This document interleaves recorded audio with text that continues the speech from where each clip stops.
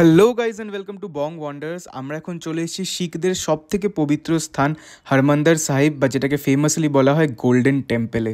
এখন আমরা যাচ্ছি গোল্ডেন টেম্পলের ভেতরে এসে আমরা সবার আগে দেখলাম যে এখানে চতুর্দিকে খুব সুন্দরভাবে দোকানগুলো সাজানো আছে, অ্যান্ড ভেতরে প্রচণ্ড আলো দিয়ে একদম চমকাচ্ছে গোল্ডেন টেম্পল। দেখতে খুবই সুন্দর লাগছে, আর এই রাত্রিবেলাটা হচ্ছে গোল্ডেন টেম্পলের সব থেকে সুন্দর টাইম। পিছনে গোল্ডেন টেম্পল।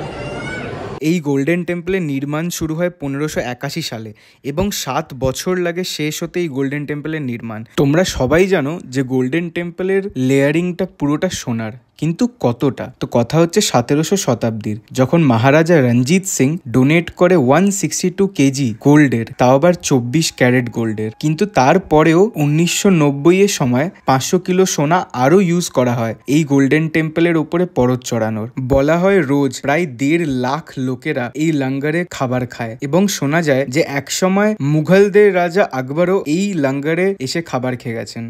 এবার আমরা গোল্ডেন টেম্পলের ভেতরে যাব, কিন্তু ভেতরে ভিডিও করা অ্যালাউড নয়। কিন্তু যেটা আপনারা দেখতে পাচ্ছেন মেন দরজাটা, সেটা পর্যন্ত সোনা দিয়ে পুরো লেপা, সোনা দিয়ে তৈরি, অ্যান্ড দেখতে খুবই সুন্দর লাগছে।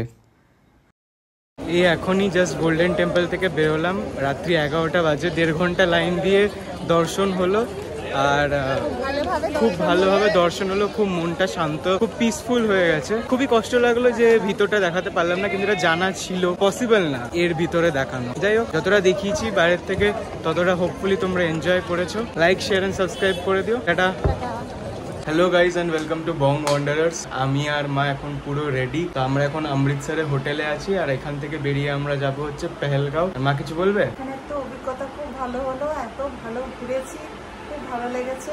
এবার একদম যাচ্ছি জান্নাতে। টাটা। অমৃতসর থেকে বেরোনোর আগে আমরা চলে আসলাম একটা ধাবাতে, অ্যান্ড ধাবাতে আমরা খেয়ে ফেললাম ফেমাস ঘি পরোটা আর দই।